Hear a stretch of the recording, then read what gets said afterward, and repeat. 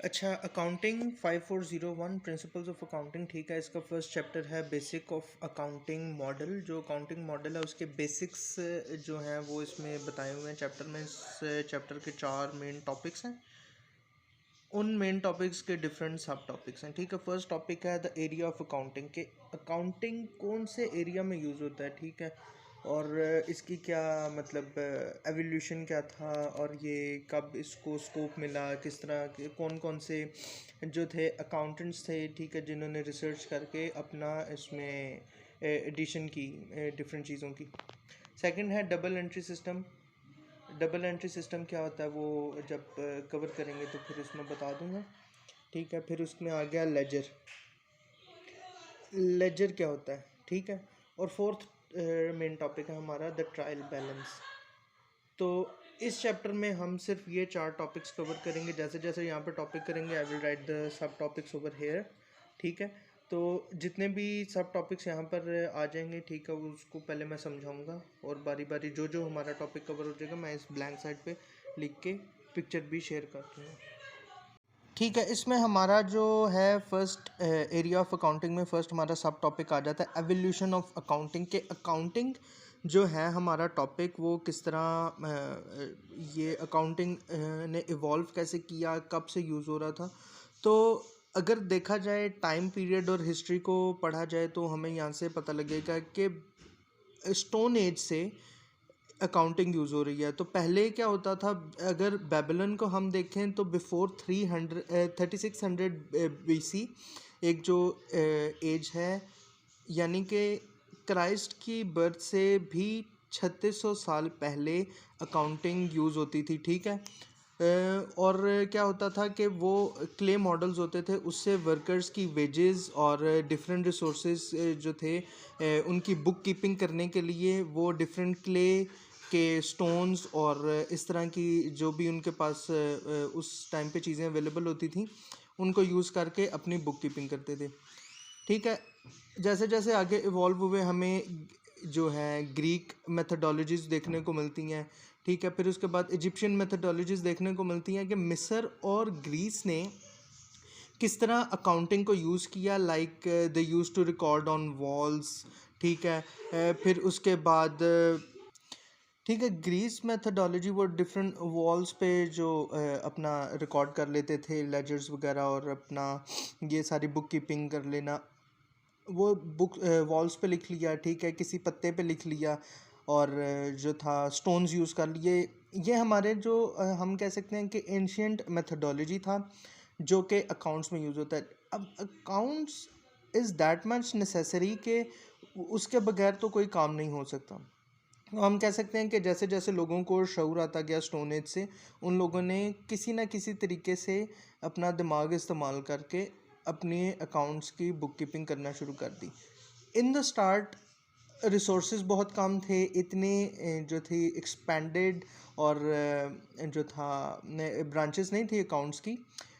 होता क्या था कि सिर्फ वेजेस जो होती थी वर्कर्स की वो रिकॉर्ड कर ली जाती थी। कुछ रिसोर्सेज गवर्नमेंट लेवल पे गवर्नमेंट लेवल पे रिकॉर्ड कर लिए जाते थे, लाइक जो मिस्र था, ठीक है, मिस्र और जो ग्रीस था ये सबसे बड़े नेशंस थे। तो इनकी क्या होता था कि ये इनकी कोशिश होती थी कि जितने भी नेचुरल रिसोर्सेज हैं, ठीक है, उसके बाद ये अनाज हो गया और स्टोन्स हो गए जो कि कंस्ट्रक्शंस वगैरह में यूज़ होते हैं, ठीक है। उसके बाद मिस्र वाले जो थे अपने वर्कर्स का वेजेस वगैरह रिकॉर्ड करने के लिए ना सिर्फ इन्हीं चीज़ों को यूज़ करते थे। क्या हो गया, हमारे नेचुरल रिसोर्सेज हो गए, रिकॉर्ड कर लेते थे, ठीक है। उसके बाद हमारे वर्कर्स की वेजेस रिकॉर्ड कर लेते थे, और किसी लेवल पे फूड कंजम्पशन वगैरह जो थे वो रिकॉर्ड कर लेते थे। इन चीज़ों के अकाउंट्स के अलावा और इतना ख़ास कोई वो नहीं था, एक्सपोजर नहीं था इस उसमें इस ब्रांच में या इस साइंस में, अकाउंटिंग में। 1400 AD एमनो डोमिनी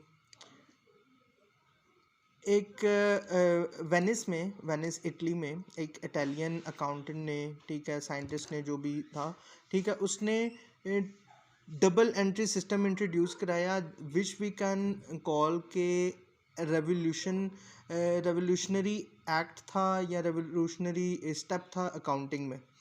तो डबल एंट्री सिस्टम से हमने अकाउंट में डिफरेंट चीज़ें देखी, उसके बाद अकाउंटिंग में मज़ीद चीज़ें इस तरह ऐड हुई जिस तरह के हक होता है, ठीक है। अब जैसे जैसे हम आगे बढ़ेंगे फिर डबल एंट्री सिस्टम जब समझेंगे तो तब उसमें हमें पता चल जाएगा कि इन एक्चुअल डबल एंट्री सिस्टम है क्या था। लेकिन फॉर द टाइम बिंग इस टॉपिक में हमारे पास सिर्फ यही कवर हो रहा है कि from Stone Age to 1400 double entry system till date मतलब कि आज की डेट में हम अकाउंटिंग किस हद तक यूज़ कर रहे हैं और ये किस तरह हम लोगों ने मतलब इसमें अगर पेपर में आ जाता है कि एवोल्यूशन ऑफ अकाउंटिंग पे नोट लिखो, तो एवोल्यूशन ऑफ अकाउंटिंग पे हम यही बता सकते हैं कि स्टोन एज से फिर बेबीलोन, फिर इजिप्शियन और ग्रीक एज, ठीक है। फिर उसके बाद हमारा ये मॉडर्न एरा और जब ये डबल एंट्री सिस्टम इंट्रोड्यूस हुआ था, that is it. Evolution of accounting में सिर्फ ये चीज़ें कवर की गई हैं, ठीक है। नेक्स्ट टॉपिक हमारे पास आ जाता है Quran and accounting. What is Quran and accounting, ठीक है। एज अ मुस्लिम हमारा ये बिलीफ है कि जो कुरान पाक है उसमें हमें एसेंस ऑफ लाइफ दिया गया है। हर किस्म की साइंस और हर किस्म की बीमारी का इलाज जो है हमें कुरान पाक में मिल जाता है, ठीक है। अब अकाउंटिंग का जो है एक स्पेसिफिक जो कुरान में ज़िक्र दिया गया है, ठीक है। उसमें बुक कीपिंग को और जो है ट्रांजैक्शंस को रिकॉर्ड करना बताया गया है। तो we can say that it is part of a belief, accounting is a part of a belief. अगर हम सूरह बकरा की आयत नंबर 282 283 को रिसाइट करें तो हमें काफ़ी चीज़ें देखने को मिलेंगी कि अकाउंटिंग के रिलेटेड अल्लाह ताला ने हमें क्या क्या चीज़ें बयान की हुई हैं कुरान पाक में, ठीक है। तो इसकी ब्रीफ समरी ये है कि इन अ नटशल बताता हूँ कि जब भी कभी हम लेन देन करते हैं, ठीक है, either I bought a car, ठीक है, आइदर आई बॉट एनीथिंग या आई सोल्ड एनीथिंग, तो उसकी एक बुक कीपिंग की जाए, ठीक है, एक रसीद हो उसकी।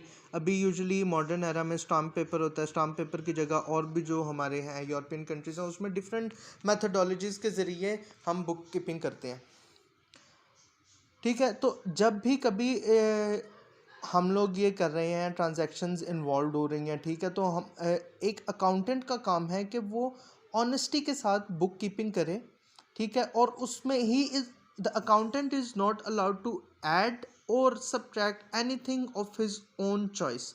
यानी कि एक अकाउंटेंट 2+2 को 4 ही लिख सकता है, उसको 2+2 -1 या 2+2+2 नहीं कर सकता। इफ़ इट इज़ 2+2 तो then he has to write 2+2, ठीक है। तो अकाउंटेंट जो है ना यहाँ पे हमें देखने को मिलता है कि अल्लाह ताला ने उसे कहा है कि he has to write what it is, यानी कि जो भी है उसने वही बुक कीपिंग में लिखना है, कोई अपने से एडिशनल इजाफा नहीं लगाना, ठीक है।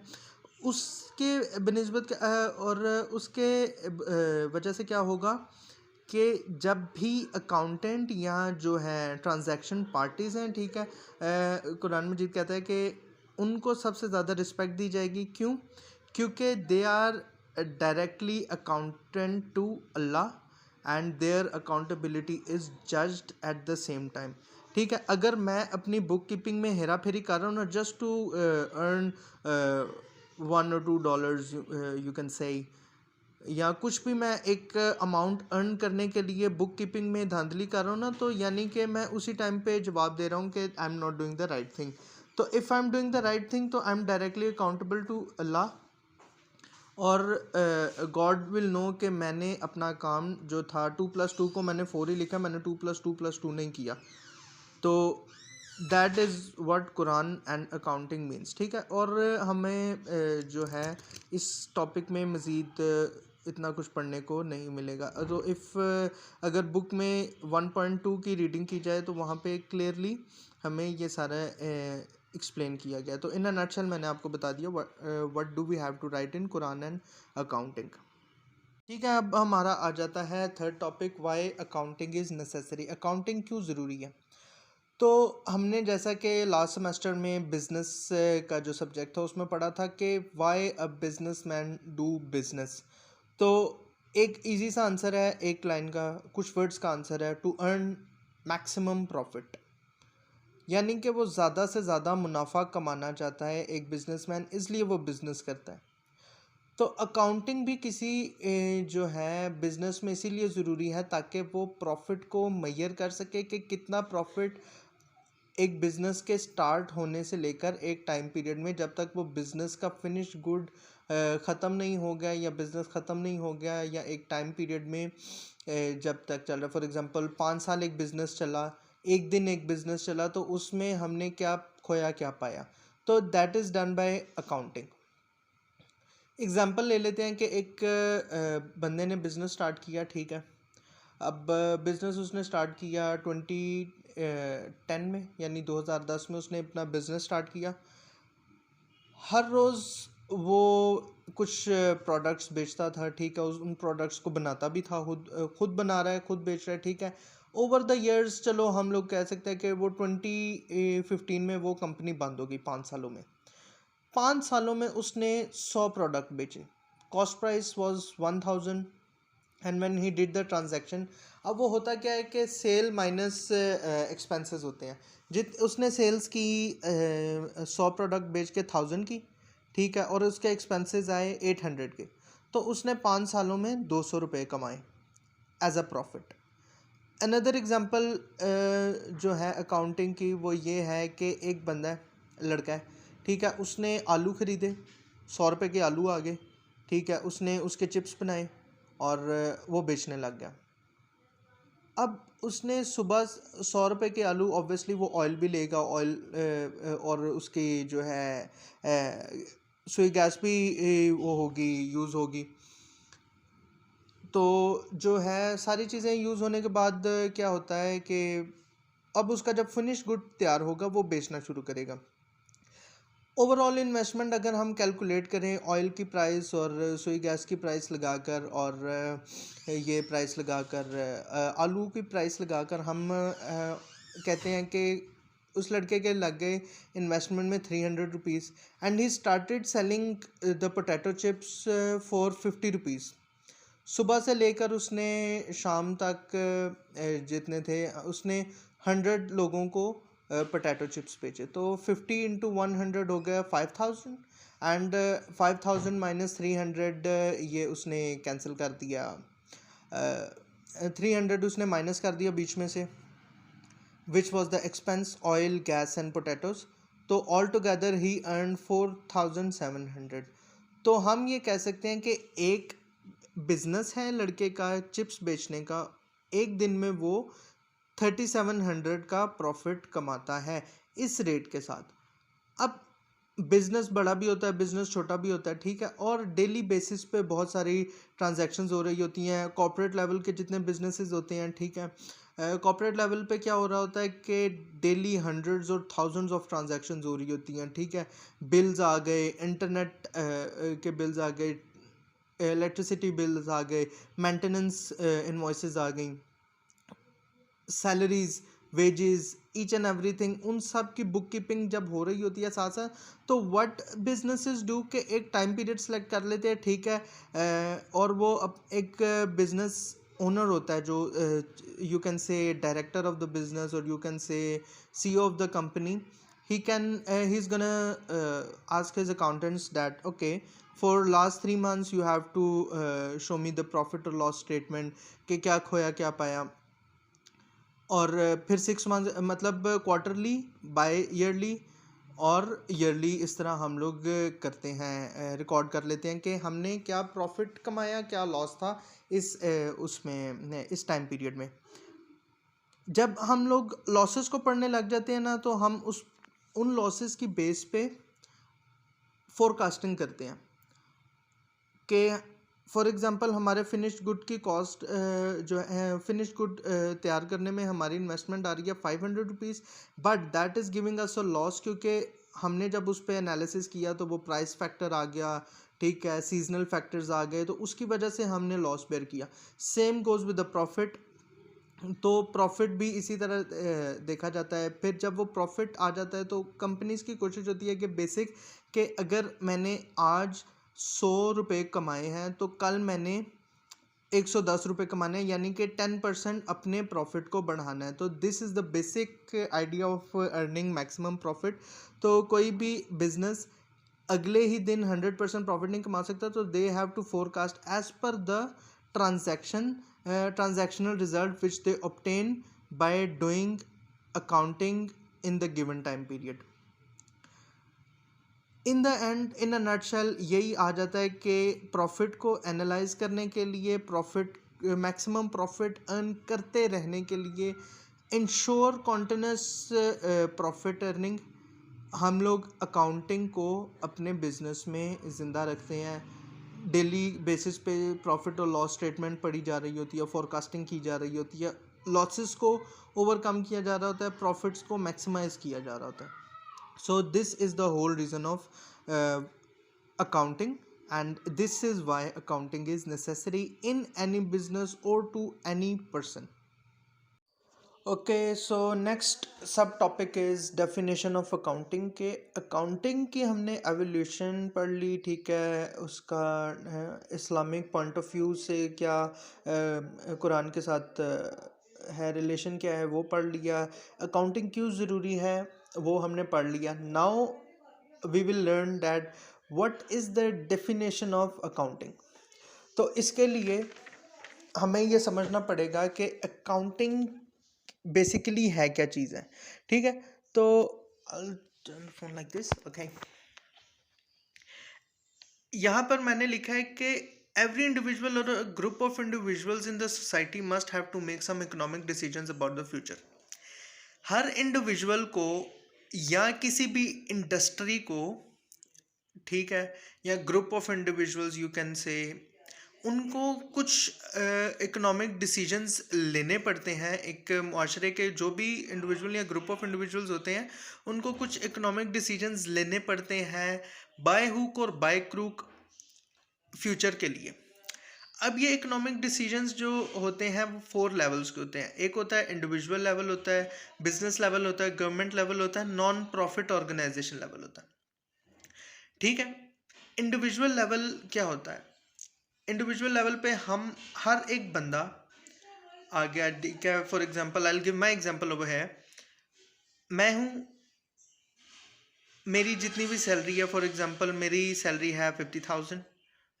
अब मैंने क्या करना है, अपनी ट्रांजैक्शंस को देखते हुए, अपनी सैलरी को देखते हुए मैंने इकोनॉमिक डिसीजन लेना है। फॉर एग्जांपल मैं अपने सारे एक्सपेंसेस जो है बेयर करके अपनी सैलरी का जो है 10% बचा रहा हूँ। Like out of 50,000 I am saving 5,000 every month. तो मैं इकोनॉमिक डिसीजन क्या लूँगा कि मुझे अपनी सेविंग्स को बढ़ाना है, और सेविंग्स बढ़ा के मैं उस सेविंग का क्या करूँगा। अब 2 तरीके होते हैं। अब सेविंग को या तो मैं किसी स्टॉक मार्केट में इन्वेस्ट कर दूं, जैसा कि हमने लास्ट सेमेस्टर के बिजनेस में पढ़ा था कि हम वो करते हैं, स्टॉक्स में इन्वेस्ट करते हैं, इन्वेस्टमेंट करते हैं। मैं वो कर सकता हूँ। उस जो है उस प्रॉफिट को मैं जितना भी, मतलब जितनी भी मेरी सेविंग होगी, लाइक अगर मैं 5,000 बचा रहा हूँ, 5,000 से मैं 6,000 या 7,000 पे अपने प्रॉफिट को लेकर जाता हूँ, तो उस 7,000 का मैं क्या करूँगा, मैं किसी कारोबार में इन्वेस्ट कर दूँगा, ठीक है। तो इस तरह की चीज़ें मैं इंडिविजुअल लेवल पे देख रहा हूँ।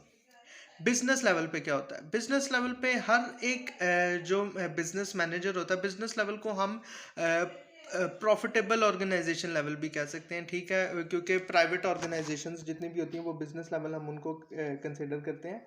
तो बिजनेस लेवल को हम बोलेंगे कि अब एक मैनेजर है, उसने जितने भी अपने एनालिसिस से कराया अपने अकाउंट्स टीम से, ठीक है, अपने ट्रांजैक्शन से उसने जितना भी प्रॉफिट और लॉस स्टेटमेंट उसको मिली, अब वो उस पर डिसाइड करेगा कि उसने क्या करना है। अगर तो वो लॉस में जा रहा है तो वो उस लॉस को प्रॉफिट में बदलने के लिए कोई इकोनॉमिक डिसीजन लेगा। वो स्टडी करेगा कि मेरा फिनिश्ड गुड क्या है, उसको फिनिश्ड गुड की जो है मैन्युफैक्चरिंग में कितनी कॉस्ट प्राइस आ रही है, वो उस चीज़ को देखेगा। और अगर तो उसको ज़रूरत पड़ेगी तो वो फिनिश्ड गुड की जो प्राइस है उसको इंक्रीज करेगा। मार्केट में क्या हो रहा होता है कि जब मार्केट एनालिसिस किया जाता है और देखा जाता है कि कोई भी प्रोडक्ट है, फॉर एग्जांपल XYZ प्रोडक्ट है, वो लॉस दे रहा है, तो उसकी प्राइस को या तो इंक्रीज कर दिया जाता है, अगर तो प्राइसिंग फैक्टर की वजह से लॉस दे रहा है, अगर तो वो यूज़ नहीं हो रहा, अगर वो कंज्यूमर लेवल पे या कंज्यूमर चॉइस लेवल पे वो लॉस दे रहा है कि अगर लेज़ का, personally talking about Lay's yogurt and herb flavour, तो वो नहीं बिक रहा, तो मैं क्या करूँगा, उसको डीलिस्ट कर दूंगा, उसकी मैन्युफैक्चरिंग रोक दूंगा ताकि मैं अपने प्रॉफिट को मैक्सिमाइज कर सकूं। तो that is called economic decision, यानी कि मैंने अपनी कंपनी के जो है सूरत हाल देखते हुए एक इकोनॉमिक डिसीजन लिया। गवर्नमेंट लेवल पे इकोनॉमिक डिसीजंस क्या होते हैं कि वो इंडिविजुअल लेवल पे और बिजनेस लेवल पे डेटा गैदर करते हैं और उस डेटा के बेसिस पे ईयरली और क्वार्टरली और जिस तरह भी वो टैक्सेस लगा सकते हैं वो टैक्सेस लगाते हैं और गवर्नमेंट लेवल पे बजट इंट्रोड्यूस करते हैं। नॉन प्रॉफिट ऑर्गेनाइजेशन लेवल पे इकोनॉमिक जजमेंट या इकोनॉमिक डिसीजन क्या होता है कि अगर एक चैरिटी है या जो भी है हॉस्टल है फॉर गर्ल्स या ओल्ड एज होम है, तो वो एकदम से कोई भी प्रोग्राम इंट्रोड्यूस नहीं कराएगा। फर्स्ट दे विल सी के how much charity they are getting in the given time period. Like अगर उनको दिसंबर में 5 लाख की चैरिटी मिली है as compare to the previous months of previous months in the particular year, 5 lakh जितना उन्होंने वैल्यू हिट नहीं की थी। अब जनवरी में क्योंकि उन्होंने एक इवेंट भी कराना है, तो December was a good month in terms of getting charity from the people, यानी कि उन लोगों ने ज़्यादा पैसे कमाए, ज़्यादा प्रॉफिट आया, तो अब वो उस प्रॉफिट को मद्देनज़र रखते हुए अपने इकोनॉमिक डिसीजन लेंगे और अपना जो प्रोग्राम होगा आगे गवर्नमेंट लेवल पे और नॉन प्रॉफिट ऑर्गेनाइजेशन लेवल पे कराएंगे। अगर तो लॉस हो गया किसी मंथ में और अगले महीने उन्होंने कोई प्रोग्राम भी सोचा हुआ था कि चलो मैं कराऊंगा, I will go to some northern areas like FATA areas, I will go there, I will be giving free camps, free medical camps, free medical checkup. अब इस चीज़ को मैं फिर थोड़ा सा पोस्टपोन कर दूंगा to get more profit in the business, to face less loss or face no loss or get more profits and exposure to the society। तो हम क्या हमने इस पार्ट में हमने सीखा कि accounting is all related to economic decisions. Different 4 levels हमने पढ़ लिए और उन 4 लेवल्स पे इकोनॉमिक डिसीजन क्या होता है, वो अकाउंटिंग होती है। गोइंग फर्दर, यहाँ पे मैंने लिखा अकाउंटिंग इज द इंफॉर्मेशन, यानी कि अकाउंटिंग एक इंफॉर्मेशन सिस्टम है for measuring processing and communicating information that is useful in making economic decisions. अब इकोनॉमिक डिसीजंस लिए जाते हैं जब, तो जो है हमारा ये डेटा यूज होता है, जो भी ट्रांजैक्शंस में हमारा डेटा था वो यूज होता है। अब अकाउंटिंग के बेसिस पे हम क्या करेंगे, सबसे पहले मेजरिंग करेंगे कि हम लोगों ने कितना प्रॉफिट किया, कितना लॉस किया, उसको प्रोसेस करेंगे नेक्स्ट लेवल पे। जो फाइनल रिजल्ट्स होंगे उसको कम्युनिकेट करेंगे नेक्स्ट लेवल पे जो डिसीजन मेकिंग मैनेजर्स होते हैं।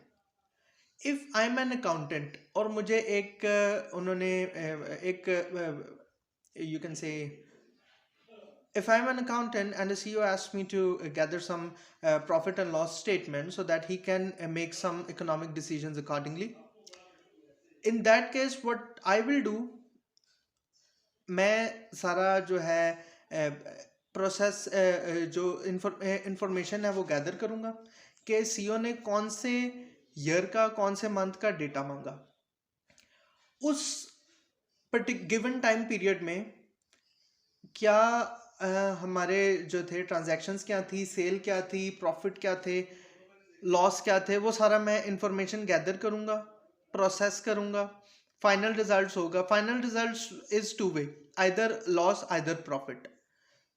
या तो लॉस कंपनी दे रही होती है उस गिवन टाइम पीरियड में, या तो वो प्रॉफिट दे रही होती है। तो मैं उस रिजल्ट को आगे कम्युनिकेट कर दूंगा और आगे बता दूंगा कि भाईजान ये देख लो, आपकी कंपनी ने पिछले 6 महीने में $6,000 या $6,000 का नुकसान खाया है। अगर मैं इसको पिछले 6 महीनों से कंपेयर करूं तो हम लोग जो है बिलो द बेल्ट परफॉर्म कर रहे हैं, like we are not on the optimum level. तो फिर जो ये सारी इंफॉर्मेशन जिसको मैं कम्युनिकेट करूंगा, then it is up to him कि वो इस इंफॉर्मेशन को मद्देनज़र रखते हुए क्या इकोनॉमिक डिसीजंस लेता है। अकाउंटिंग जो होती है वो प्रोवाइड करती है एक ऐसी टेक्निक जो कि इंफॉर्मेशन को गैदर करती है और फिर कम्युनिकेट करने में हेल्प करती है। यहाँ पे मैंने सेकेंड लाइन में भी लिखा हुआ है, it provides techniques for gathering and communicating data to the individual and institutions. यानी कि ऐसी टेक्निक होती है अकाउंटिंग जो कि इंफॉर्मेशन को गैदर किया जिसने और आगे प्रोसेस करके कम्युनिकेट कर दिया कि what ever the result is either positive either negative, accounting will help us to communicate that particular result to the concerned person or institute. अब हम बेसिक रॉ मटेरियल्स और प्राइमरी फिनिश्ड प्रोडक्ट्स को यहाँ पे देख रहे हैं। तो जब हम अकाउंटिंग पे काम किसी भी इंफॉर्मेशन सिस्टम पे हम काम कर रहे होते हैं, अकाउंटिंग का प्रोसेस जारी होता है, तो हम क्या करते हैं कि ट्रांजैक्शन डेटा से बेसिक रॉ मटेरियल्स उठा लेते हैं। जैसे कि हमने अपने लास्ट सेमेस्टर में बिजनेस में हमने पढ़ा था कि how a finished good is produced. तो होता क्या है कि फ्रॉम अ स्क्रैच, लाइक एक आलू, फॉर एग्जांपल लेस की कंपनी है, आलू की प्रोडक्शन से लेकर उसके चिप्स बनने तक जितनी भी कॉस्ट होती है ना, उसको एनालाइज करती है और फिर वो फिनिश गुड तैयार करती है। Same goes with accounting. तो ट्रांजैक्शन डेटा जितना भी होता है गिवन टाइम पीरियड में, given time period is very important, ठीक है। तो हम अकाउंटिंग को nth वैल्यू के साथ नहीं सॉल्व कर सकते। हम एक जेनेरिक फिगर देंगे कि चलो ओवर 10 years हमने loss, the company was in loss और वॉज इन प्रॉफिट, लेकिन हम exact value given time period में ही दे सकते हैं। हम ये नहीं कह सकते कि जब से कंपनी बनी है हमने लॉस ही किया, नो। तो एक गिवन टाइम पीरियड की स्टडी करना, एनालिसिस करना, it is very important to make economic decisions accordingly. तो यहाँ पे हमें देखने को मिल रहा है कि अकाउंटिंग के जो प्रोसेस होता है उसका हमें बेसिक रॉ मटेरियल्स मिलते हैं ट्रांजैक्शन डेटा से। इनवॉइसेस हो गई, रिसीट्स हो गई, ठीक है, सेल्स हो गई, इन सारी चीज़ों से हमें ट्रांजैक्शन डेटा मिल जाता है। प्राइमरी फिनिश प्रोडक्ट हमारा कब बनता है? जब हम ट्रांजैक्शन डेटा पे एनालिसिस करते हैं, एनालिसिस करने के बाद जो फाइनल रिपोर्ट होती है वो तैयार कर लेते हैं। Final report again and again I am telling you कि प्रॉफिट या लॉस ही हमने बताना होता है, और फिर उसके ऊपर अगर if required, if necessary, we will do the forecasting accordingly. Like if I'm a financial advisor to any company, तो मैं उनको बता दूंगा कि भाई जी ये आपका चल रहा है, अपनी सेल्स टीम को खींचो, अपने जो है अपनी इन्वेंट्री वालों को खींचो, अपने इस डिपार्टमेंट में खिंचाई करो, लॉस मेकिंग डिपार्टमेंट्स हैं जो उनको खींचो, डाउन साइजिंग का मशवरा दूंगा। ये सारे जितने भी रेलिवेंट होंगे वो सारे मैं मशवरा दे रहूँगा। That is called economic decision to earn maximum profit. उस रिपोर्ट की बेसिस पे हमने क्या इकोनॉमिक डिसीजन लिया। तो in this paragraph we learn that जो है अकाउंटिंग एक इंफॉर्मेशन सिस्टम है जिसमें हम मेजरिंग करते हैं किसी डेटा की, उसको प्रोसेस करते हैं, उसको कम्युनिकेट करते हैं ताकि एक जो है XYZ पर्सन है या XYZ इंस्टीट्यूट है उसके अकॉर्डिंगली इकोनॉमिक डिसीजन ले सके। इस प्रोसेस में हमें रॉ मटेरियल्स मिल जाते हैं फिनिश गुड तैयार करने के लिए, यानी अपनी रिपोर्ट तैयार करने के लिए ट्रांजैक्शन डेटा से। और प्राइमरी फिनिश गुड कब तैयार होता है? जब हम एक ट्रांजैक्शन डेटा पे एनालिसिस करते हैं अपना और रिपोर्ट्स तैयार करते हैं। और decisions based on reliable information play important role in economic and social system. हाँ, लास्ट लाइन में ये लिखा हुआ है कि हमने जो भी आगे रिपोर्ट भेजी वो रिलायबल इंफॉर्मेशन है, हम उस पर रिलाई कर सकते हैं. क्यों? क्योंकि I did the whole working over there and now the company or any profit or non-profit organization, they are going to work on the same data, and they are going to make the decisions on that reliable information. This means that the reliable information given by the accountant is plays important role in economic and social system. एक economic और social system में reliable information जो कि gather की जाती है एक vital role play करती है. बगैर रिलायबल इंफॉर्मेशन के मैं एक इकोनॉमिक और सोशल सिस्टम में एक अच्छा फैसला या अच्छा डिसीजन मेकर नहीं बन सकता. Now coming to the definition of accounting. Accounting is the process of identifying, measuring, and communicating economic information to permit informed judgments and decisions by the users of the business information. Accounting एक ऐसा process है जो कि किसी data को identify करता है, major करता है, रिजल्ट्स को कम्युनिकेट करता है और जो है ये कम्युनिकेट करता है रिजल्ट्स को आगे एंटरप्रेन्योर्स को, डिसीजन मेकर्स को, और उनको अलाउ करता है कि उस डेटा के अगेंस्ट वो अपने डिसीजंस ले सकें और उस डेटा के अगेंस्ट अपने बिजनेस इंफॉर्मेशन को आगे further if they want to report to other board of directors they can do it. तो this is what we learn from the definition of accounting. Very easy and I hope I covered everything over here. I will share the picture as well. अच्छा जी, next topic हमारे पास आ जाता है users of accounting. Users of accounting कौन है? मतलब users of accounting के accounting कौन कौन से बंदे, कौन कौन से यूज़र्स यूज़ करते हैं. इन अ प्रॉफिट और अ नॉन प्रॉफिट ऑर्गेनाइजेशन क्या होता है कि ज़रूरी नहीं है कि हर किसी को कॉम्प्लेक्स अकाउंटिंग या मैथ्स अकाउंटिंग आनी चाहिए. मैथ्स अकाउंटिंग मतलब कि डॉक्टर लेवल की, लाइक PhD लेवल और डॉक्टरेट लेवल की अकाउंटिंग आनी चाहिए कि ही नोज ईच एंड एवरीथिंग. वो एक लाइन जो है ग्राफ की एक लाइन पढ़ के बता दे कि प्रॉफिट होगा लॉस होगा. नहीं, वो एक बहुत जो है ना गॉड लेवल आप कह सकते हो कि प्रो लेवल हो जाता है अकाउंटिंग का. किसी भी प्रॉफिट और नॉन प्रॉफिट ऑर्गेनाइजेशन के जितने भी एम्प्लॉयज़ होते हैं. अच्छा, अब एम्प्लॉई लेवल पे ना क्या होता है कि किसी को भी बेसिक अकाउंटिंग अगर आती है ना, बुक कीपिंग आती है, तो वो अकाउंटिंग कर सकता है किसी भी कंपनी की. खाली प्रॉफिट और लॉस स्टेटमेंट निकालना it is not easy. Sales minus expenses is equals to profit. ठीक है, अगर तो वो नेगेटिव होगा तो क्या कहते हैं लॉस होता है, पॉजिटिव होगा तो प्रॉफिट होगा. अकाउंटिंग एक वाहिद डिपार्टमेंट होता है, अकाउंट्स एक वाहिद डिपार्टमेंट होता है जिसमें डायरेक्टर्स भी इन्वॉल्व होते हैं, CEO इन्वॉल्व होता है, सेल्स हेड इन्वॉल्व होता है, डिफरेंट डिपार्टमेंट्स इन्वॉल्व होते हैं. प्लस अकाउंटिंग का जो बंदा होता है वो डिफरेंट डिपार्टमेंट्स को और इंडिविजुअल्स को अपने साथ इन्वॉल्व रखता है. क्यों? क्योंकि एक कोर पर्पस है जो कि हमने डेफिनेशन ऑफ अकाउंटिंग में पढ़ा था, वो ये था कि हमने इकोनॉमिक डिसीजंस लेने होते हैं.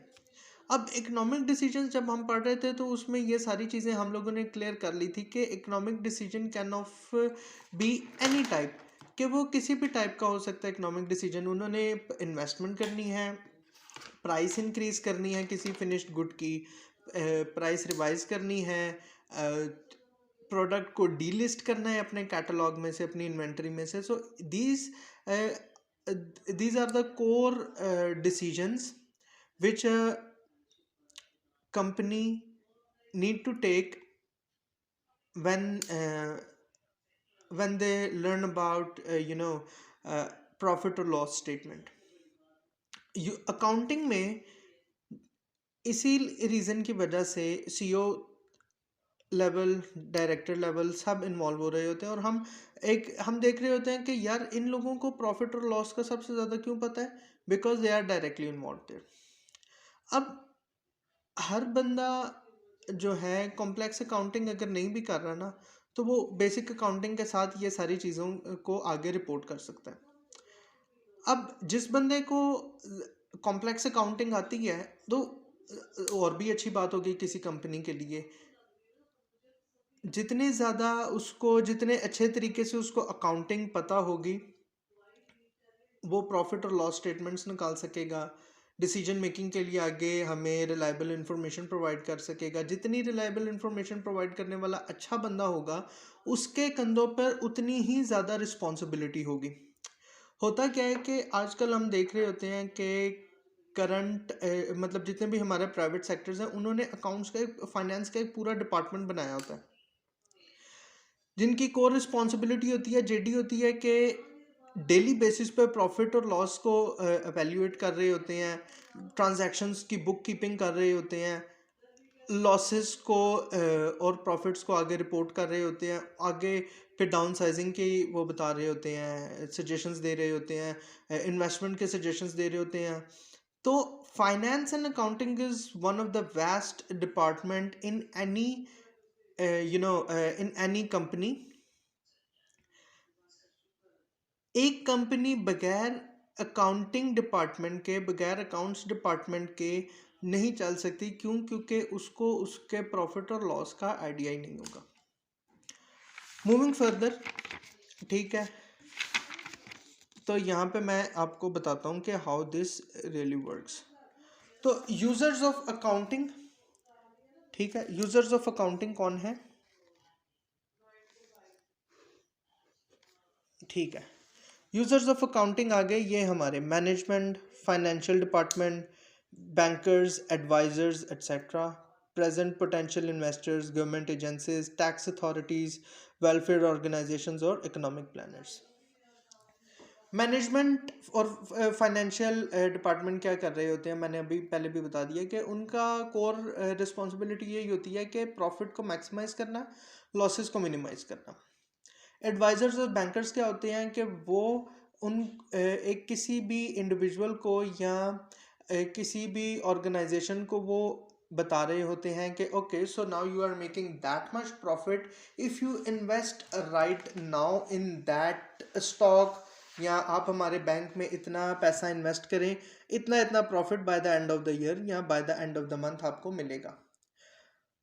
इन्वेस्टर्स भी यही काम कर रहे होते हैं, ठीक है। जब आप अपनी जो है कंपनी का आगे इन्वेस्टर्स को बता रहे होते हो कि आइदर द, क्योंकि जब भी हम इन्वेस्टर्स के साथ डील कर रहे होते हैं ना, तो हमने उनको एक कंपनी की एक्चुअल पिक्चर भी दिखानी होती है कि either the company is making profit और मेकिंग लॉसेस, ताकि वो अपने इन्वेस्टमेंट्स को अकॉर्डिंगली लेकर चलें। प्रेजेंट इन्वेस्टर्स क्या होते हैं कि प्रेजेंट इन्वेस्टर्स, मैं उनको बोलूँगा कि एक गिवन टाइम पीरियड में बहुत सारे इन्वेस्टर्स आते और जाते हैं। मैंने किसी कंपनी में फॉर एग्जांपल बैंक अल्फला में इन्वेस्ट किया अपने $500। मुझे जो था इंटरेस्ट नहीं हुई, क्योंकि मुझे नेशनल बैंक में ज़्यादा प्रॉफिट या अस्करी बैंक में ज़्यादा प्रॉफिट नज़र आया। मैंने सारे स्टॉक्स अपने वापस उठा लिए, बेच दिए सारी, वो कट ऑफ कर दिया अपनी इन्वेस्टमेंट, और मैं चला गया अस्करी बैंक में। अस्करी बैंक में मैंने वो कर दिया। But what are potential investors, जो कि either the company is making loss either the और profit, they invest any how.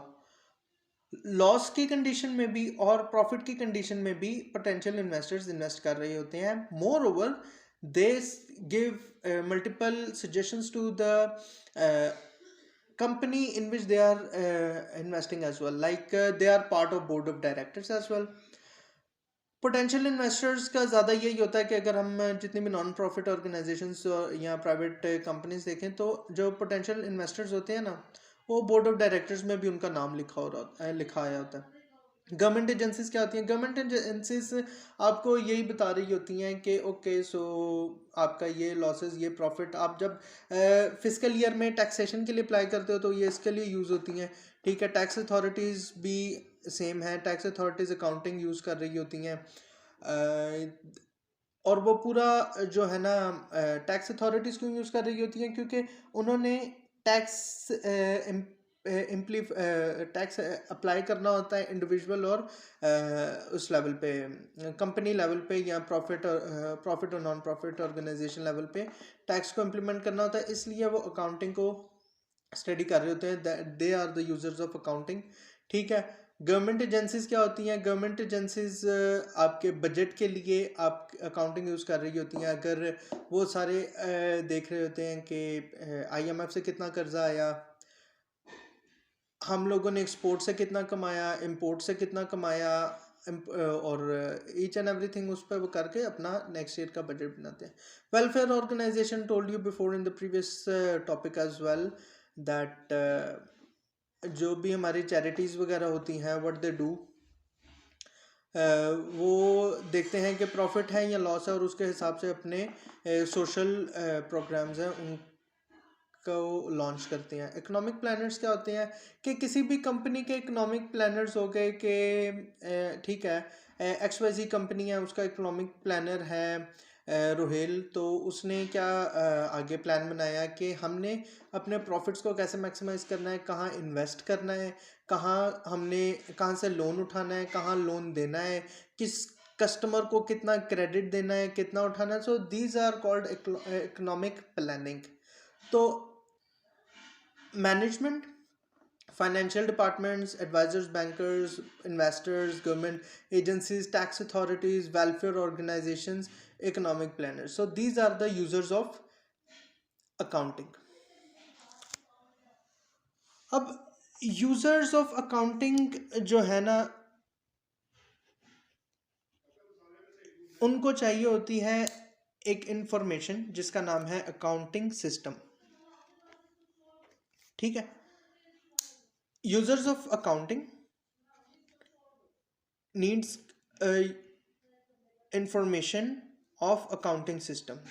Accounting system की इंफॉर्मेशन इनको चाहिए होती है ताकि ये अपने जो डिज़ायर्ड आउटकम है उसको ऑब्टेन कर सकें। उस डिज़ायर्ड आउटकम को ऑब्टेन करेंगे, रिलायबल इंफॉर्मेशन डिराइव करेंगे, रिलायबल इंफॉर्मेशन डिराइव होगी तो देन इकोनॉमिक डिसीजंस होंगे।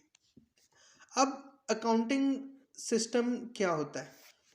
अकाउंटिंग सिस्टम होता है हमारे रिपोर्ट्स आ जाती है, उसमें फाइनेंशियल स्टेटमेंट आ गई किसी भी इंडिविजुअल की या कंपनी की, स्पेशल रिपोर्ट्स आ गई, टैक्स रिटर्न्स आ गए और रेगुलेटरी रिपोर्ट्स आ गई। तो इनको आगे जाके फर्दर हम पढ़ेंगे कि इनका मतलब ये है क्या। टैक्स रिटर्न तो यही होता है कि जितना हमने टैक्स गवर्नमेंट से लिया होता है वो करना होता है। स्पेशल रिपोर्ट्स में will learn in the coming topics and lectures के स्पेशल रिपोर्ट्स हम किस तरह बना सकते हैं और स्पेशल रिपोर्ट में हमने क्या क्या चीज़ लिखनी होती है। फाइनेंशियल स्टेटमेंट एक कंपनी की क्या होती है कि एक गिवन टाइम पीरियड में either the company is making profit, either the company is making loss, वो हम लोगों ने लिखकर फाइनेंशियल एक स्टेटमेंट बतानी होती है, ठीक है। प्रॉफिट माइनस, आप सिंपल इसको ये भी कर सकते हो कि profit is equal to sale minus expenses, ठीक है। नेगेटिव होगा तो फाइनेंशियल स्टेटमेंट नेगेटिव यानी कि कंपनी इज मेकिंग लॉस, और पॉजिटिव होगा तो company is going with good profits और प्रॉफिट्स। रेगुलेटरी रिपोर्ट्स भी आगे जाके हम पढ़ेंगे कि रेगुलेटरी रिपोर्ट्स क्या होती हैं, ठीक है। When we analyse these four reports, when we analyze these four reports, so then we come to our core core thing, which is decision making. अब डिसीजंस में हमने क्या डिसीजंस लेने होते हैं? ये रिपोर्ट्स आ गई, रिलायबल इंफॉर्मेशन आ गई होगी, ठीक है। लॉस प्रॉफिट स्टेटमेंट आ गई होगी, फाइनेंशियल स्टेटमेंट आ गई होगी, स्पेशल रिपोर्ट्स में हमें इनवॉइसेस डेटा मिल गया होगा, pricing factors, each and everything we gonna know about from these reports. अब उससे हमने डिसीजंस कौन से लेने हैं? तो डिसीजंस मैंने यहाँ पे लिस्ट किए कि अब डिसीजन क्या होंगे, मैं बिजनेस को बिजनेस रिलेटेड डिसीजन लूँगा, यानी कि मैं बिजनेस को बढ़ाऊँगा, बिजनेस लेवल पे डिसीजन होंगे, ठीक है, प्रोडक्ट लेवल पे चला जाऊँगा, एम्प्लॉय लेवल पे चला जाऊँगा। लॉस की कंडीशन में भी डाउन साइजिंग वाला भी, वर्स्ट के सिनेरियो में डाउन साइजिंग पे भी चला जाऊँगा, कंपनी ले ऑफ करनी पड़ी तो कंपनी भी ले ऑफ कर दूंगा, बट प्रॉफिट हो रहा है तो उसमें सैलरीज बढ़ानी है, इंसेंटिवाइज करना है अपने एम्प्लॉयज़ को, क्या करना है वो सारे इसमें मैं देख लूँगा कि बिजनेस रिलेटेड डिसीजंस क्या होंगे। इन्वेस्टमेंट, उस रिलायबल इंफॉर्मेशन से मैं देखूंगा कि मैंने इन्वेस्टमेंट जो की है या करनी है उसमें मैं क्या करूं। अगर तो मैं लॉस उठा रहा हूँ या हैंड टू माउथ मेरी कंपनी चल रही है, तो उसमें देखूंगा कि हम आगे मज़ीद इन्वेस्ट करेंगे। अगर हैंड टू माउथ ऑलरेडी चल रहा है तो, अगर तो एक कंपनी हैंड टू माउथ चल रही है ना, तो हम क्या कर रहे होंगे कि हम उसमें से सिर्फ सैलरीज निकाल रहे होंगे या अपने यूटिलिटी बिल्स या मेंटेनेंस चार्जेस वगैरह पे कर रहे होंगे। फिर मैं अपनी फर्दर जो मैंने इन्वेस्टमेंट प्लान की होगी मैं उसको आगे मूव कर दूंगा, पोस्टपोन कर दूंगा और मैं रोक दूंगा, और जितनी इन्वेस्टमेंट मैंने की होगी उसमें देखूंगा कि उसमें मुझे क्या प्रॉफिट आ रहा है, क्या लॉस आ रहा है।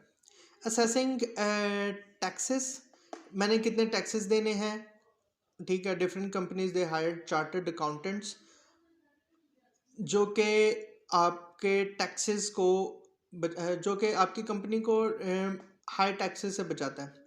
10 लाख का रेवेन्यू जनरेट करने वाली कंपनी को 5 लाख का, 3 लाख का रेवेन्यू जनरेट करने वाली कंपनी दिखा के गवर्नमेंट को ऑन लॉजिकल ग्राउंड्स, ठीक है, वो टैक्सेस को मिनिमाइज करता है। तो ऑब्वियसली 10 लाख का टैक्स और 3 लाख का टैक्स तो कम होगा ना, तो उस हिसाब से वो टैक्सेस को असेस करते हैं।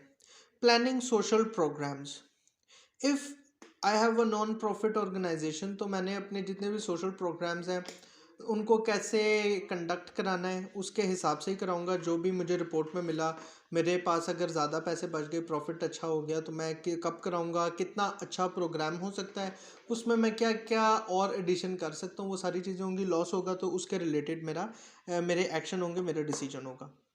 डेवलपमेंट प्रोग्राम्स, सेम थिंग आ गई, ठीक है। जितने भी डेवलपमेंट प्रोग्राम्स मैंने कराने हैं, ठीक है, उसमें मैं देखूंगा कि प्रॉफिट और लॉस के हिसाब से मैं क्या आगे लेकर जा रहा हूँ। बजट प्रेपरेशन, जो भी मुझे रिलायबल इंफॉर्मेशन का रिजल्ट था, ठीक है, मैं उसके हिसाब से अपना बजट बनाऊंगा, ठीक है। Usually budget preparation company level पे भी हो रहा होता है, ग्राउंड लेवल पे, क्योंकि दे फोरकास्ट थिंग्स, वो एक बजट डिसाइड कर लेते हैं कि XYZ कंपनी के 100 एम्प्लॉयज़ हैं, तो CEO क्या करता है, वो कह देता है ठीक है आपके पास बजट है 5 लाख का, आपने 100 एम्प्लॉयज़ की सैलरीज इसी बजट में बढ़ानी है। अब वो डिपेंड करता है कि जो जितने भी मैनेजर्स आ गए, इंटरमीडिएट मैनेजर्स आ जाते हैं, फिर वो बैठते हैं, वो डिसाइड करते हैं कि किसकी कितनी परफॉर्मेंस थी किस एम्प्लॉय की, और उसको कितना हम लोगों ने जो है कंपनसेट करना है मज़ीद उसकी सैलरी पे।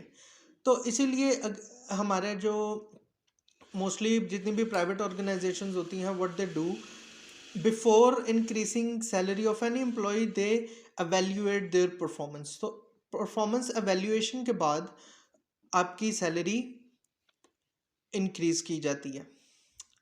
कंसल्टेशन सेम गोज, ठीक है, कंसल्टेशन के लिए जो रिलायबल इंफॉर्मेशन है वो यूज़ होती है। अप्रूविंग लोन्स, जब एक बैंक अपने वो देखता है, फाइनेंशियल स्टेटमेंट देखता है कि क्या है, और वो फिर डिसाइड करता है कि कितने लोन्स उन्होंने देने हैं या कितने लोन्स उन्होंने लेने हैं। तो this helps us in getting loans as well. Consultation में अगेन बता देता हूँ, यही आता है कि हम एक इकोनॉमिक डिसीजन हमने ले लिया, फिर हम डिसाइड करते हैं कि हमने अब कंसल्टेशन पे कितना इन्वेस्ट करना है, और हम लोगों ने किस तरह कंपनी को प्रॉफिट में या मज़ीद प्रॉफिट में लेकर जाना है, या लॉसेस टू प्रॉफिट किस तरह चेंज करना है। So this all covers in users of accounting. Users of accounting हमने पढ़ लिए क्या थे, उनको कौन सी इंफॉर्मेशन चाहिए होती है, कौन सी रिपोर्ट से हम क्या डिसीजन डिराइव कर सकते हैं। So everything is covered in this topic as well. अच्छा जी, अब आ गया हमारे पास difference between bookkeeping and accounting. तो फर्स्ट टॉपिक से लेकर अभी 1.5 तक मैं दो वर्ड्स यूज़ कर रहा था, बुक कीपिंग और अकाउंटिंग। तो इन दोनों में डिफरेंस क्या है? तो सबसे पहले अंडरस्टैंड करना पड़ेगा, बुक कीपिंग जो है ना वो एक बहुत बेसिक लेवल की चीज़ है, और अकाउंटिंग जो है इट इज़ यू कैन से more efficient form of bookkeeping, explained form of bookkeeping। तो डेफिनेशन के साथ पहले डिफरेंस देखते हैं इसका। बुक कीपिंग द एक्टिविटी और occupation of keeping financial records of the business. Book keeping में हम सिर्फ फाइनेंशियल रिकॉर्ड्स जितने भी हैं उनकी एक्टिविटी को एनालाइज करते हैं, मतलब सिर्फ उन जितनी भी ट्रांजैक्शंस होती हैं उनको रिकॉर्ड करते हैं, उसके ऊपर हमारा कोई भी इतना खास वर्किंग नहीं होती। Whereas accounting the process of work of keeping financial accounts. Accounting में हम जितना भी बुक कीपिंग में वर्क आउट किया होता है किसी बुक कीपर ने, तो हम अकाउंटिंग में उस डेटा को कलेक्ट करते हैं, एनालाइज करते हैं और रिलायबल इंफॉर्मेशन फाइंड आउट करते हैं। आगे इसके कुछ पॉइंट्स मैंने लिखे हैं यहाँ पे, ये डिस्कस करते हैं। रिकॉर्ड बुक कीपिंग में आ जाता है रिकॉर्डिंग फाइनेंशियल ट्रांजैक्शंस। जितनी भी एक कंपनी की, एक इंडिविजुअल की फाइनेंशियल ट्रांजैक्शंस होगी उनको रिकॉर्ड करेगा। एक रिसीट आई, इनवॉइस आई, उसको रिकॉर्ड कर दिया, उसमें क्या कहते कितना बिल था वो रिकॉर्ड कर दिया, कितना हम लोगों ने पे किया वो रिकॉर्ड कर दिया। Posting debits and credits. Debit होता है, इनवॉइस होती है आपकी, क्रेडिट होता है जो कि हम लोगों ने क्रेडिट लिया होता है या क्रेडिट नोट हो गया, उन सब का रिकॉर्ड रखना कि इस इनवॉइस के अगेंस्ट हमें इतना क्रेडिट मिला और या इतना डेबिट मिला, तो ये रिकॉर्ड सारा करना होता है बुक कीपिंग में। प्रोड्यूसिंग इनवॉइसेस, एक प्रोडक्ट बाय किया, उसकी इनवॉइस को हमने सिस्टम पे अपडेट कर दिया। Preparation of financial statements. अब जितनी भी फाइनेंशियल स्टेटमेंट्स होती हैं ना हमारी, वो तैयार की जाती हैं बुक कीपिंग प्रोसेस के थ्रू। इसमें आगे आपका कैश फ्लो आ गई, इनकम स्टेटमेंट आ गई, एट्सेट्रा। देन आगे आपका maintaining balance subsidiaries, general ledgers and historical accounts. जितने भी बैलेंसिंग सब्सिडरीज हैं और जनरल लेजर्स हैं और हिस्टोरिकल अकाउंट्स हैं, उनको मेंटेन करना अपने रजिस्टर में, जो भी सॉफ्टवेयर आप यूज़ करते हो बुक कीपिंग में, वो सारा काम बुक कीपिंग में आ जाता है। ठीक है, कंप्लीटिंग पेरोल, और जो आपका पेरोल होता है वो भी सारा बुक कीपिंग में होता है कि अगर एक इंडिविजुअल के लिए 10 एम्प्लॉयज़ काम कर रहे हैं या एक कॉर्पोरेट ऑफिस में 100 एम्प्लॉयज़ काम कर रहे हैं, तो उनकी सैलरीज और पेरोल का सारा रिकॉर्ड बुक कीपर ही रखता है। अकाउंटिंग में हम क्या कर रहे होते हैं, preparing adjusting entries. Adjusting entries को तैयार करते हैं। अब एडजस्टिंग एंट्रीज क्या है, recording expenses that have occurred but not yet recorded in the book keeping process. Adjusting entries वो एंट्रीज होती हैं जो कि एक ऐसा एक्सपेंस होता है जो कि अकर हो गया होता है, यानी कि मैंने स्टेशनरी लेनी थी एक कॉर्पोरेट ऑफिस के लिए, वो मैंने बाय तो कर ली, लेकिन मैंने उसकी अभी तक रिसीट या उसकी जो इनवॉइस थी वो अभी मैंने बुक कीपिंग के प्रोसेस के हिसाब से अभी अपडेट नहीं की। तो उन सबको एडजस्ट करना अकाउंटिंग में आ जाता है। रिकंसाइलेशन भी आप इसे कह सकते हो। Reviewing companies financial statements. जितनी भी फाइनेंशियल स्टेटमेंट बुक कीपिंग के थ्रू या अदर प्रोसेसेस के थ्रू हमें मिलती है, जो रिलायबल इंफॉर्मेशन होती है, उसको रिव्यू करते हैं कि कंपनी की फाइनेंशियल स्टेटमेंट क्या चल रही है। Analysing cost of operations. Operations की जितनी कॉस्ट आ गई, अगर एक कंपनी यूज़ कर रही है 10 सिस्टम्स, इंटरनेट 2 डिस्ट्रीब्यूटर से लिया हुआ है, देन उसके बाद पानी की सप्लाई ली हुई है, ईच एंड एवरीथिंग जो ऑपरेशंस में यूज़ हो रही है, that is going to be analyse through accounting, क्योंकि मोर कॉम्प्लेक्स इसमें चीज़ें आ जाती हैं। Completing income tax returns, physical year पे जितने भी हमने इनकम टैक्स क्लियर करने होते हैं ना, वो अकाउंटिंग के थ्रू होते हैं कि क्या पाया क्या खोया, profit and loss system statement उसमें देखी जाती है। जितना रेवेन्यू जनरेट हुआ होता है उसके हिसाब से गवर्नमेंट को टैक्स देना भी अकाउंटिंग के थ्रू ही किया जाता है। Adding the business owner in understanding the impact of financial decisions. अब अकाउंटिंग के थ्रू हम बिजनेस ओनर जो होता है उसको हम समझाते हैं कि उसने अपने फाइनेंशियल डिसीजंस किस हिसाब से लेने हैं। अब प्रॉफिट में जा रहा होगा तो वो प्रॉफिट के हिसाब से फाइनेंशियल डिसीजंस लेता है, ठीक है। हम उसको स्पून फीडिंग करते हैं बिजनेस ओनर की कि आपका बिजनेस की ये जो है स्टेटमेंट चल रही है, business is in profit, business is in loss, और आपने ये डिसीजंस अपने फाइनेंशियल स्टेटमेंट के हिसाब से लेने हैं। तो in a nutshell, bookkeeping is the basic accounting and main accounting is complex accounting. यानी कि हम इसमें सब कुछ कर रहे होते हैं और बुक कीपिंग में we are very limited in these things. अच्छा जी, नेक्स्ट हमारे पास दो टॉपिक्स आ गए, ग्लॉसरी ऑफ कॉमन टर्म्स और abbreviations. Glossary of common terms मतलब कि जितनी भी अकाउंट्स में अभी हम आगे जाके कॉमन टर्म्स यूज़ करेंगे ना, या with in this chapter common terms use होंगी, उनकी ग्लॉसरी यानी कि उनकी शॉर्ट डेफिनेशन, एक लाइन में डेफिनेशन आ जाती है, ठीक है। वो सारी चीज़ें हम लोग उसको गो थ्रू करेंगे। ग्लॉसरी कर लें, फिर उसके बाद एब्रीविएशंस बताता हूँ क्या होती है, ठीक है। ग्लॉसरी ऑफ कॉमन टर्म्स मैंने यहाँ पे एक एक लाइन में इजी वर्ड्स में लिख दिया, ठीक है। Briefly go through all. Account, account क्या होता है? Date wise summarised record of business transactions either related to a person, thing और एनी आइटम ऑफ इनकम और एक्सपेंडिचर। अकाउंट हमें पता है क्या होता है, ठीक है। डेट, ये कह रहा है कि डेट वाइज समराइज्ड रिकॉर्ड होता है किसी भी बिजनेस का, किसी भी बिजनेस ट्रांजैक्शन का, either related to a person, thing और एनी आइटम ऑफ इनकम और एक्सपेंडिचर। यानी कि एक बिजनेस ट्रांजैक्शन का समराइज्ड रिकॉर्ड है और वो समराइज्ड रिकॉर्ड रिलेट कर रहा है किसी पर्सन से, लाइक वेजेस, थिंग यानी कि परचेज, उसने जितने भी गुड्स परचेज किए, any item of the income यानी कि इनकम ऑफ एक्सपेंडिचर में जो जो आइटम इन्वॉल्व होगा including the labour cost as well, वो अकाउंट के अंदर मेंशन होती है, ठीक है। अकाउंटिंग इक्वेशन आ गई। अब accounting the equation of financial position, that is assets is equals to liability plus owners equity. अब अकाउंटिंग इक्वेशन क्या होती है? एसेट है जो भी, वो इक्वल होता है लाइबिलिटी प्लस ओनर्स इक्विटी। यानी कि ओनर ने at the time of business जितने भी पैसे इन्वेस्ट किए, जो भी फिजिकल जो था उसके पास रिसोर्सेज थे वो इन्वेस्ट की, प्लस उसकी लाइबिलिटी कर देते हैं, तो वो एसेट्स की वैल्यू आ जाती है। यानी कि assets is equals to accounting equation भी हम कह सकते हैं। अब एसेट होता क्या है? अगली डेफिनेशन में ये लिखा हुआ है, any item owned by a business and has a value is called an asset. यानी कि किसी बिजनेस का हर वो आइटम, यानी कि लेबर हो गई, टेबल चेयर हो गई, कंप्यूटर हो गया, हर वो आइटम किसी भी बिजनेस का जो कि एक वैल्यू रखता है, जो कि ख़रीदा गया हो या जिसके अगेंस्ट बिजनेस कुछ पे कर रहा हो, that is called an asset. Business क्या होता है? Activity conducted to earn profit is called business.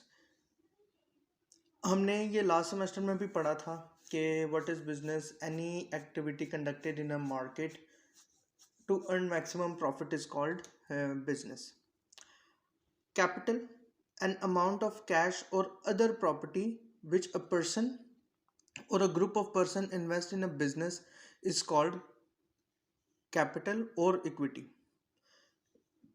के कैपिटल क्या होता है? ऐसी अमाउंट, कैश हो गई, अदर प्रॉपर्टी हो गई, जिस तरह की बिल्डिंग इन्वेस्ट कर दी, ठीक है, उसके बाद कंप्यूटर्स दे दिए और भी कोई इलेक्ट्रॉनिक चीज़ें दे दी in the start of a business, ठीक है, ताकि हम लोग उसमें उसके थ्रू कुछ अर्न कर सकें, कोई वैल्यू अर्न कर सकें, कोई प्रॉफिट कमा सकें, दैट इज़ कॉल्ड कैपिटल, या हम उसे इक्विटी भी कहते हैं। क्रेडिट क्या होता है?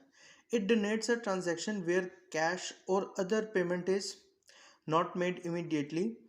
In a business transaction, the amount in such a case is payable at some future date. Credit वो ये कह रहा है कि आप इजी वर्ड्स में समझ लो उधार, कि मैंने किसी बिजनेस से कुछ गुड्स और सर्विसेज ले ली और मैंने एक फ्यूचर डेट उनके साथ मुकर्रर कर ली कि for example I bought goods worth of 30,000 and this 30,000 I will pay in the future on this date. यानी किसी भी डेट के साथ उनके साथ मैंने एग्रीमेंट कर लिया और मैंने उनसे क्रेडिट ले लिया। तो ये क्रेडिट जो होता है यही होता, आप इसको इजी वर्ड्स में उधार भी कह सकते हो कि हमने गुड्स और सर्विसेज किसी भी बिजनेस या पर्सन से ले ली क्रेडिट पे और हम उसको एक आने वाली फ्यूचर डेट में उस क्रेडिट को पे करेंगे। क्रेडिटर क्या होता है? वो बंदा जिसने पेमेंट लेनी होती है या जिसको डेबिटर पे करता है, जो भी उसने गुड्स और सर्विसेज किसी को प्रोवाइड की होती हैं, that is called creditor. Debtor क्या होता है? He is a person or a party who has to pay against the goods or services taken on credit. It is written as DR। ठीक है, होता ये है कि अब एक बंदा है जिसने क्रेडिट पे सामान लिया है, वो क्रेडिटर नहीं होगा। जिसने सामान लिया है और जो पे करेगा उस सामान के, वो डेबिटर कहलाता है। इसको हम इसकी एब्रीविएशन होती है DR और हमने देखा क्रेडिटर की एब्रीविएशन होती है CR। डिस्काउंट क्या होता है? अ रिबेट और allowance given in either price और a bill. It can be cash और अ ट्रेड डिस्काउंट। एक रिबेट हो गई या अलाउंस हो गया, किसी वैल्यू के अगेंस्ट हम लोगों ने कुछ उसको वैल्यू के अगेंस्ट या बिल के अगेंस्ट हमने जो रिबेट और अलाउंस देते हैं, लाइक फॉर एग्जांपल बिल था 1000 का, हमने उससे 950 लिए, यानी कि 50 रुपीज़ डिस्काउंट कर दिया, 50 पाउंड डिस्काउंट कर दिया। इस तरह होता है कि एक्चुअल प्राइस ना ली जाए, उसके बदले में कोई कम प्राइस ले ली जाए, दैट इज़ कॉल्ड डिस्काउंट।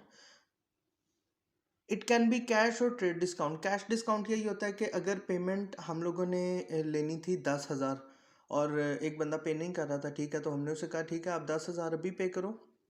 नहीं सॉरी, आपका 10,000 बिल बनता है, ठीक है, आपने ये पे नहीं किया, ठीक है, आप अगर अभी पे करते हो 10,000 तो हम आपको आने वाले बिल में 10% ऑफ कर देंगे, या आप 10,000 की जगह 9,000 पे कर दो, आपको आपके करंट बिल के ऊपर 10% ऑफ डिस्काउंट मिल जाएगा।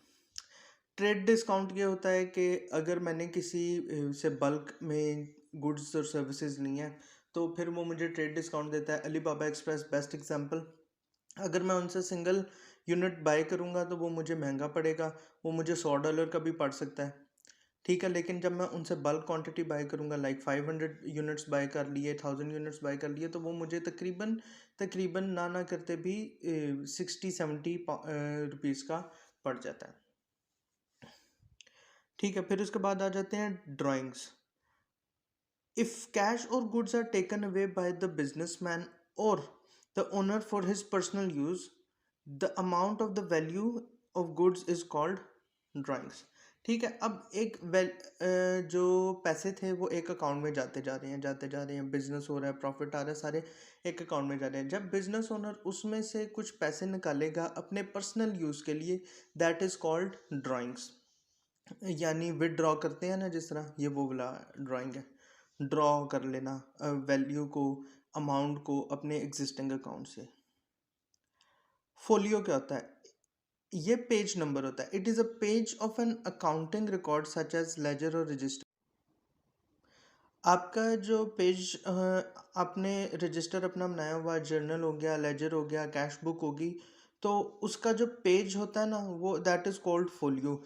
Folio 15 means page number 15, folio folio 18 means page number 18। तो इन सिंपल आप कह सकते हो कि folio is the page of any register और अ कैश बुक। इनकम क्या होती है? The earning of the business resulting in gross increase in capital, यानी कि जितनी भी इन्वेस्टमेंट थी उसमें जितना भी इजाफा होगा, जितना भी प्रॉफिट होगा, like I invested 10,000 in a business and now the income I am generating is 20,000, यानी कि जितना भी एडिशनल मैं उसके ऊपर कमा रहा हूँ तो 10,000 मेरी इनकम हो जाएगी। एग्जाम्पल। जर्नलाइजिंग क्या होता है? The act of debiting one account and crediting other simultaneously. मेरे पास मल्टीपल अकाउंट्स हैं कस्टमर्स के, कुछ डेबिट हैं कुछ क्रेडिट हैं, ठीक है। जर्नलाइजिंग उसमें क्या होगी कि मैं एक का डेबिट कर रहा हूँ, एक से पैसे ले रहा हूँ। अब मुझे पता मैंने इससे तो 10,000 पाउंड उठा लिए हैं। अब मेरे पास 10,000 पाउंड आ गया तो मैं किसी वर्दी कस्टमर्स को, किसी ट्रस्ट वर्दी कस्टमर को क्रेडिट दे सकता हूँ। यानी कि अगर उसको 500 पाउंड का या 1,000 पाउंड का क्रेडिट चाहिए एक वीक के लिए, तो मैं चलो कह दूंगा कि यार 10,000 ऑलरेडी मैंने उठा तो लिए हैं किसी दूसरे कस्टमर से, इसको मैं क्रेडिट दे देता हूँ। This process is done simultaneously, यानी कि दोनों क्रेडिट और डेबिट अकाउंट्स एक साथ चल रहे होते हैं। कि एक को मैं डेबिट, एक अकाउंट को डेबिट कर रहा हूँ, एक अकाउंट को मैं क्रेडिट कर रहा हूँ। So this goes in one time. अच्छा, लेजर क्या होता है? Ledger is a register in which classified record of all the transaction of the business is posted from the journal. Ledger जो है ऐसा रिकॉर्ड क्लासिफाई होता है जो कि सारी ट्रांजैक्शंस को पोस्ट करता है। या ledger is a register in which classified record of all transactions of business is posted, यानी कि लेजर एक ऐसा रजिस्टर है जिसमें जितनी भी बिजनेस ट्रांजैक्शंस हैं रिकॉर्ड की जाती हैं और पोस्ट की जाती हैं। यानी कि अगर मेरा अकाउंट है किसी कंपनी के साथ, तो मैं कितने वर्थ के सामान उनसे हर महीने उठा रहा हूँ, हर हफ्ते उठा रहा हूँ, वो रिकॉर्ड करेंगे। उस इनवॉइस के अगेंस्ट, उस बिल के अगेंस्ट मैं कब कब पे करता हूँ वो भी रिकॉर्ड हो जाता है। मैं कितना पे करता हूँ, कितना डेबिट में जाता है, कितना क्रेडिट में जाता है। So these things are recorded in the laser.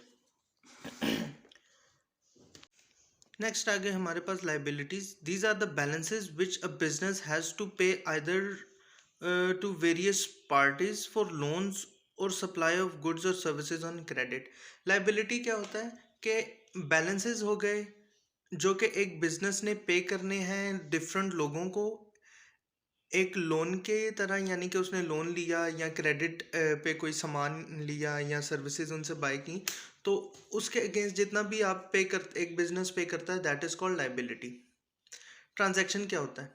Transaction is an economic event that can be objectively measured in terms of money and effect the assets और equities of the enterprises. Transaction एक ऐसा economic event है जो कि major किया जाता है पैसों में और एसेट्स में, यानी कि ऐसा वैल्यू, ऐसा इवेंट जो ऐसा आइटम जो कि वैल्यू रखता हो उसकी। इन शॉर्ट, यानी कि ट्रांजैक्शन में हम सारी लेन देन देख रहे होते हैं कि हम लोगों ने गुड्स और सर्विसेज के अगेंस्ट कितना पे किया, कितने हमारे फिजिकल गुड्स थे, कितनी हमारी सर्विसेज थी, उसके अगेंस्ट कितना पे किया जा रहा है बिजनेस के थ्रू। That is called transaction. Trial balance क्या होता है? It is a list of all debit and credit accounts and the cash book at a particular date. Trial balance एक डेबिट और क्रेडिट अकाउंट की लिस्ट होती है, ठीक है। अब ट्रायल बैलेंस अगर मैं कहूँ अपनी कंपनी का, तो for example we are serving 500 customers, तो उनकी एक लिस्ट होगी, उसके आगे लिखा होगा कि कौन सा अकाउंट क्रेडिट है, कौन सा डेबिट में चल रहा है, ठीक है। कितनों से हम लोगों ने क्रेडिट जो है, कितनों को क्रेडिट दिया हुआ है या लिया हुआ है, वो भी आ जाएगा उसमें। और कितनों के साथ हमारा अकाउंट डेबिट में चल रहा है या कितनों का अकाउंट हमारे साथ डेबिट पे चल रहा है, यानी कि what we owe to other companies and what other companies owe to us, ये इसमें हम मेजर करते हैं ट्रायल बैलेंस में और रिकॉर्ड करते हैं। वाउचर वन क्या होता है? It is a document serving as a written evidence और report in support of a business transaction to be recorded in the journal, cash book और द लेजर। वाउचर एक ऐसा डॉक्यूमेंट होता है जो कि एज अ एविडेंस और report काम करता है, ताकि वो बिजनेस ट्रांजैक्शंस को जर्नल में, कैश बुक में या लेजर में रिकॉर्ड करने के लिए काम आए। वाउचर हमें पता है क्या हो गया, ठीक है, शॉपिंग वाउचर आ गया एक, वो रिकॉर्ड कर दिया, ठीक है, 1000 पाउंड के ऑर्डर पे 100 पाउंड फ्री, उसको हम रिकॉर्ड कर देंगे कि ये वाउचर था, इसके अगेंस्ट हमें ये डिस्काउंट मिल गया, या ये हमने इस वाउचर के अगेंस्ट पेमेंट की। सो ये थी कुछ डेफिनेशंस ग्लॉसरी में दी हुई, and these are very important. इनका बस आइडिया होना ज़्यादा ज़रूरी है, क्योंकि जब आइडिया होगा तो आगे जाके जब हम चैप्टर को कवर करेंगे, या आगे जब डिफरेंट टॉपिक्स आएंगे दूसरे चैप्टर्स के, तो इजी हो जाएगा हमारे लिए पढ़ना, बजाय कि हम उस टाइम सोच रहे हो कि इसका क्या मतलब है। So this is very important.